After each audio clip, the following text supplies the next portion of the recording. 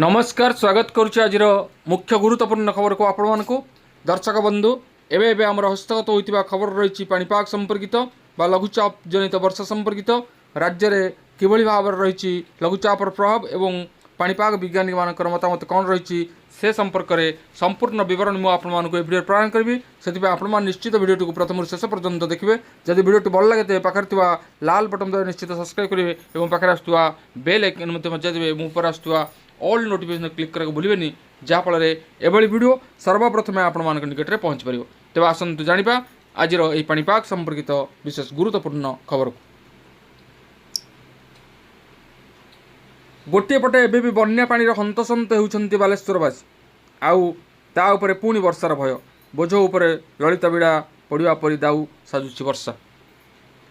किछि दिन लगातार वर्षा जोगु सुवर्णरेखा नदीर जलस्तर वृद्धि पाइबा सह बालेश्वर जिल्लार विभिन्न गाँ जलबंदी हो रही आउ एबे सिना पानी कमिछि हेले लोकमानकर दुर्दशा कमिनी आउ ता उपरे एबे पुणी वर्षा अंचलवासी चिंता बढ़ाई देछि वर्षा आंचलिक पाणीपाग विभाग आकलन कहूछि जून 25 तारिख में एक घूर्णिबलय सृष्टि होवार संभावना रही बालेश्वर में बन्या आशंका भितर आसी बड़ वर्षा अपडेट आसंता 25 तारिख में सृष्टि हो पारे घूर्णिबलय गांगे और पश्चिमबंग में घूर्णिबलय सृष्टि होवार संभावना रही घूर्णिबलय प्रभाव में सृष्टि हो पारे लघुचाप प्रभाव में राज्य में बढ़ वर्षार परिमाण उत्तर ओडिशा रे बड़ वर्षा नहीं ऑरेंज अलर्ट जारी करिछि पाणीपाग विभाग 25 तारिख और 26 तारिख में 5 जिले में अति प्रबल वर्षार संभावना रही पाणीपाग विभाग आउ से सब जिलागुड़ी कहले केन्दुझर मयूरभंज बालेश्वर गजपति और गंजाम सेहीपरि 26 तारिख रु 27 तारिख 7 जिला को ऑरेंज अलर्ट जारी कर बिजुली घड़घड़ी सह प्रबल रु अति प्रबल वर्षा होबार संभावना रही 25 सृष्टि हो पारे घूर्णिबलय यार प्रभाव में बढ़ वर्षार परिमाण बालेश्वर में बन्या आशंका भितर ये हूँ वर्षार बड़ अपडेट खबर 25 जून पाखापाखि पश्चिमबंग और आखपाख अंचल एक वायुमंडल स्तरीय घूर्णिबलय सृष्टि होवार संभावना रही जार प्रभाव में लघुचाप सृष्टि हो पारे तेणु उत्तर ओडिशा रे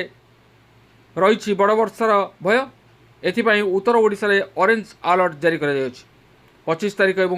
26 तारिख मध्य ओडिशार केन्दुझर मयूरभंज बालेश्वर गजपति गंजाम जिले में गोटे किंबा दुईटी स्थान में बिजुली घड़घड़ी सह प्रबल अति प्रबल वर्षार संभावना रही 26 तारिख और 27 तारिख मध्य ओडिशार केन्दुझर मयूरभंज बालेश्वर भद्रक अनुगुल ढेंकानाल और जाजपुर जिला को ऑरेंज अलर्ट जारी कर पाणीपाग विभाग सुवर्णरेखा नदी में बन्या आसवा फल उत्तर बालेश्वर 4 ब्लॉक एवं 21 पंचायत 60 रु अधिक गाँ जलबंदी अवस्था रही सबुठार अधिक प्रभावित होइछि बालियापाल एवं भोगराई ब्लॉक गाँ दाण्डे एबे भी 3 फुट उच्चर बन्या पानी प्रभावित होइछि